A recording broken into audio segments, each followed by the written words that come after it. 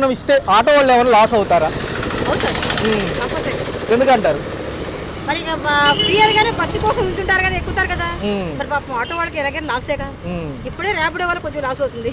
Sir చూసుకున్నట్లయితే మంత్రి గారు కానివ్వండి, ముఖ్యమంత్రి గారు, తర్వాత డిప్యూటీ సీఎం పవన్ కళ్యాణ్ గారికి హనీమూన్ పీరియడ్ అయిపోయింది, పొలిటిక్స్ లో కొంచెం పనిచేయాల్సిన టైం వచ్చింది అంటారు. ఉగాది నుంచి అమలయ్యే పథకాలు ఎలా ఉంటాయి అంటారు?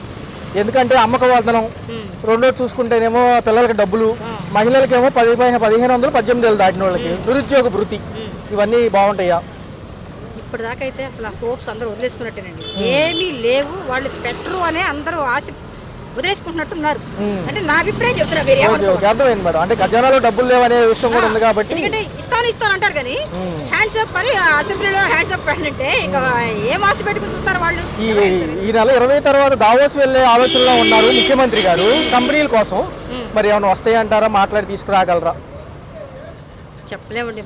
మరి నిరుద్యోగులు, విద్యావంతులు భవిష్యత్తు ఎలా ఉండబోతుంది? ఇక రాను భవిష్యత్తు అనేది మంచిగా ఉండదు అని అనుకుంటున్నాను.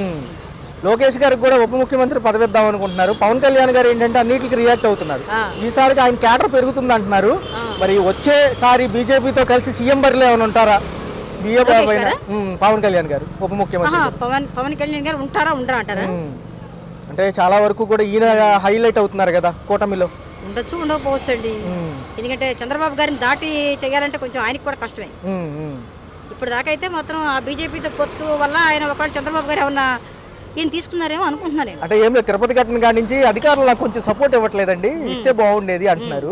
కూటమిలో 15 ఏళ్ళు భాగంగా ఉందాం అనుకున్నాను, కానీ మరి ఏమైందో తెలియట్లేదు అంటున్నారు. అంటే ఆయనకి ఏమన్నా మధ్యలో ఆలోచన మెదిలింది అంటారా? అవును, అంటే చంద్రబాబు గారి వల్ల ఒకవేళ ఉన్నా ఇన్కన్వెంట్ ఫీల్ అవుతున్నారేమో అని నాకు కూడా అనిపిస్తుంది.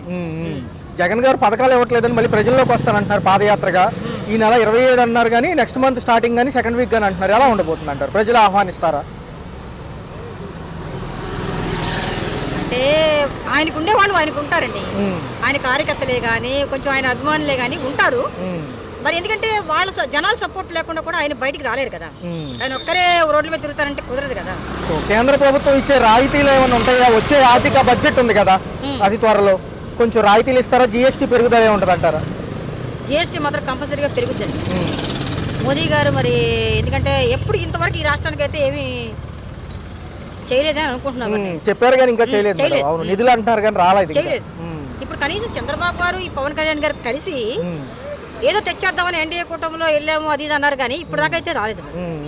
అంటే దక్షిణాది రాష్ట్రాలు ఎప్పుడు చిన్న చూపే బీజేపీకి కానీ కేంద్రానికి.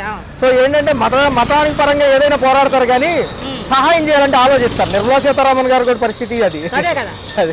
సో ఫైనల్ గా ఎలా ఉండబోతుంది మేడం 4 years అభివృద్ధి? అంటే ఇప్పుడు ఇనిషియల్ స్టేజ్ లో ఉంది, చేద్దాం అంటున్నారు, అన్ని సెట్